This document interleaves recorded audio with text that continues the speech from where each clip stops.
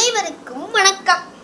கூசுஜை 7ஆம் வகுப்பு ராம்சர்ட்ஸ் மெட்ரிக் மேல்நிலைப்பள்ளி மெய்யம்பட்டி நத்தம் திண்டுக்கல் மாவட்டம்.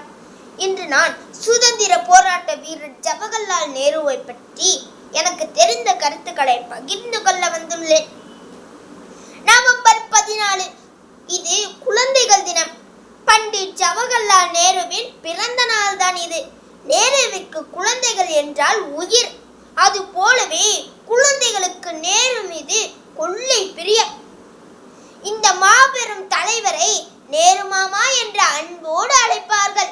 எங்கே குழந்தைகளை கண்டாலும் தூக்கி கொஞ்சுவார், முத்தமிடுவார், குழந்தையாய் சிரித்து மகிழ்வார்.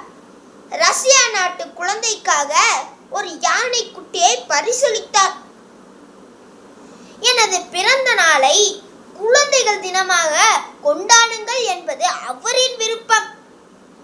நல்ல உயரம், அழகான நிறம், சிரித்த முகம், செர்வானி, தலையில் நேரு குல்லா, கோட்டில் ரோஜா பூ.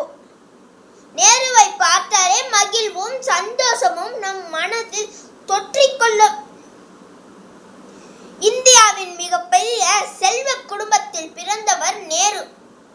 அவர் தந்தை மோதிலால் நேரு அன்றே பல ஆயிரம் சம்பாதிக்கும் புகழ்பெற்ற வழக்கறிஞர். அவருக்கு வெளிநாட்டு உடைகள் தைப்பது ஹாங்காங் டெய்லர்ஸ், சலவை செய்வது பாரிஸ் நாட்டில். அவ்வளவு செல்வ செழிப்பில் வளர்ந்தவர். இங்கிலாந்து சென்று பாரிஸ்டர் பட்டம் பெற்றவர். இவர் நினைத்திருந்தால் புகழ் பெற்ற வழக்கறிஞராகி பல கோடிக்கு அதிபதியாகி இருக்க முடியும். உலக நாடுகளில் மக்கள் எல்லாம் சுதந்திரமாக வாழ்வதை வெளிநாடுகளில் கண்ட நேருஜி நம் நாட்டில் அடிமை நிலையா என ஏங்கினார். நாட்டு விடுதலைக்காக ஏங்கினார்.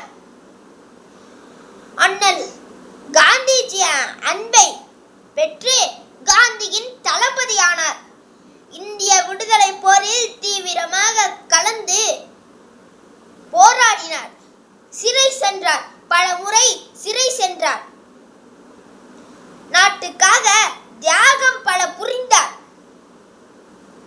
1947ஆம் ஆண்டு விடுதலைக்கு பெரும் பங்கு ஆற்றியவர்களில் காந்திஜிக்கு அடுத்த இடம் இவருக்கே.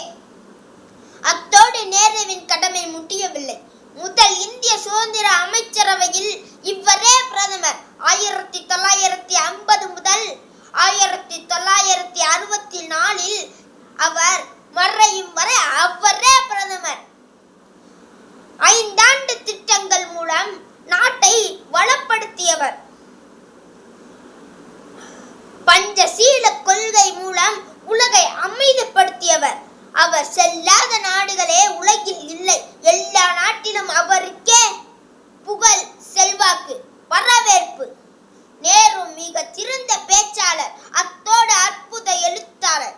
தனது மகள் இந்திராவிற்கு நேரு எழுதிய கடிதங்கள் உலக புகழ் பெற்றவை. நிறைய படிப்பவர். நாடு நாடு இதுவே அவர் சிந்தனை. அவர் மட்டுமல்ல, அவர் குடும்பமே தியாக குடும்பம். அவரின் ஒரே மகள் இந்திரா காந்தி நாட்டுக்காக உயிர் நீத்தார்.